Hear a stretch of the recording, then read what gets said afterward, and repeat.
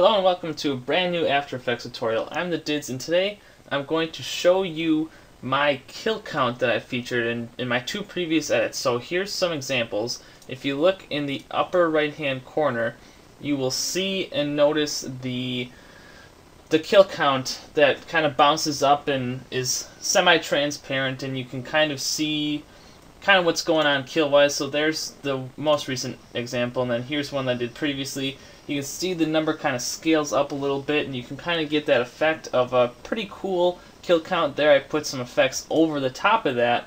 If you saw here, I'll replay it quick. Watch the 7 here. It kind of blurs with the whole transition effect. So let's jump right into it. I brought in my composition, which actually I'm using the same clips I used in my We're So Addicted edit. So this will be awesome. So I put it right before he kills the first guy.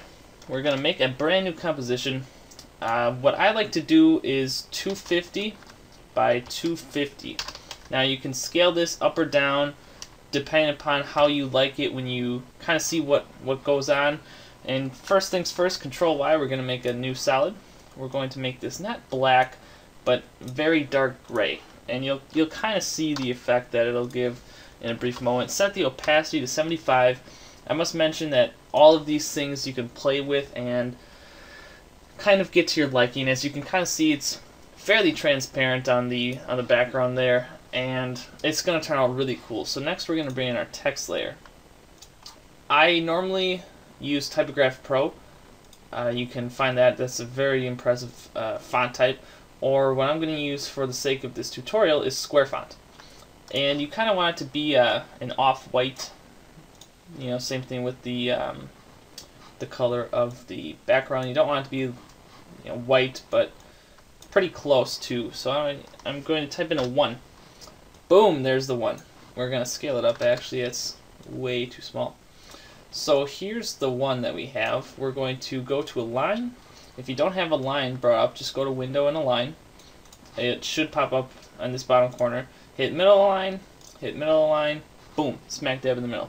So what we're going to do next is we are going to take the position, keyframe it. We're going to take the scale, keyframe it. We're going to hold down, actually we have to kind of redo that. So you have the position and the scale. I'm just going to bring, I guess you have to drop it down. If you need to select multiple things, just hold down Shift, like before I brought up the position and the scale, I held down Shift S and then Shift P, and then I brought them both up. You're going to drop down the text, and this source text is what we're going to be kind of messing with here. So right now it's just a plain 1, not really attractive. So if we bring it into our composition, you can see it's semi-transparent. What I'm going to do in addition is I'm going to include the opacity, and I'm going to drop that to 85. Not a whole lot of a difference, but it's whatever. So I'm going to bring the scale down a little bit. It's a bit big, so we're going to drop down to say 60. Now a good fix, if you want, is you can make the composition size say 200 by 200. It depends upon what size the composition is. Like this composition, 1280 by 720, or yeah, 1280 by 720. So then you can drag it into any corner. I just prefer, heck, if you want to use it over your map, you can replace it with the map, and you can kind of bring the opacity up of the background, and it kind of eliminates it completely, but that's not what I'm going to do. I'm going to bring it upper right hand corner. That's kind of my favorite thing to do, and I'm going to set it to add. Again, you can play around with, say, soft light maybe, or overlay, screen, whatever you choose. I use add. That's what I do. So here's the composition. It's kind of static right now. There's no movement to it, despite all these kills going on. Excuse me. So next step, go to where he gets the kill, and it's just say right there.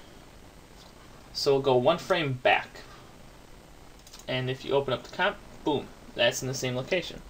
So you hit this source text button, and that doesn't change anything, but if you go forward a frame, and we change this to say 2, and we drag the position, actually what we should do I forgot to set the keyframe at the right time of the position and scale, so that's that. 2.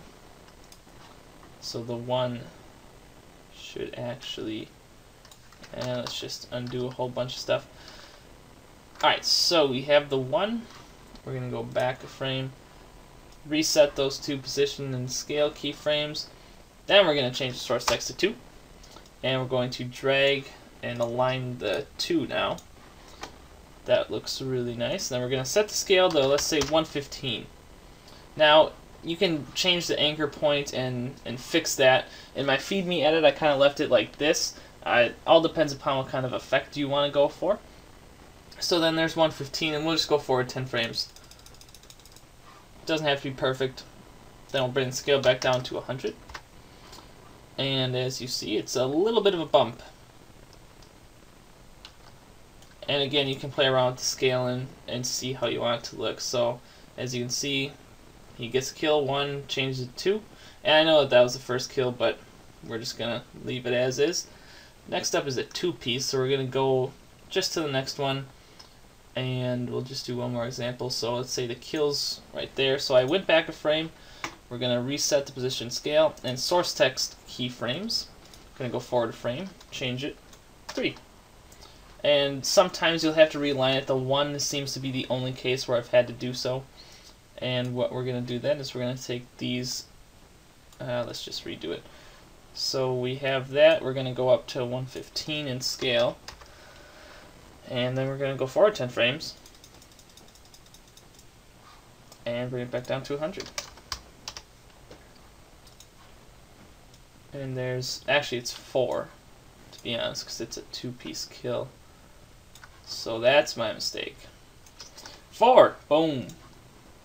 So it goes from 2 straight to 4. And I just think that this effect looks really cool. You guys can choose to use it. Like this video if you like it and you think that I should use it in future edits. I kind of like how it looks. It's just something a little extra to add to the screen.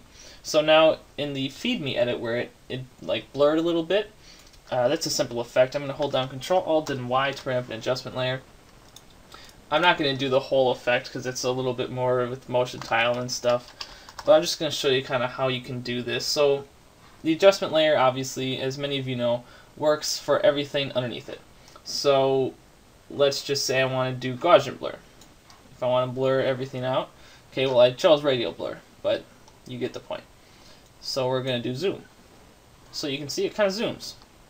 Zooms everything. If you don't want to zoom that and you just want the clip to be zoomed, and you want to keep this in clarity, you can do it as such. So that's going to be the majority of this edit. You guys have seen examples, so I'm not necessarily going to RAM preview this one. But I hope that you guys all learned something. I really hope that you guys can use this. If you use this in any of your edits, please leave it as a video response. I'd be more than happy to share your work with some of my tutorials. This one is more practical than the energy core that I did like a month or 2 ago, because this one you can actually kind of use in Call of Duty edits. So hope that you guys enjoyed this, hope that you learned something. If there's any questions or any tutorial ideas in the near future, please just drop them down in the comments section. Leave this video a like, share it with your friends if you like this effect, and do what you gotta do. So as always, Dids here, wishing you the most wonderful of days. Thank you for watching.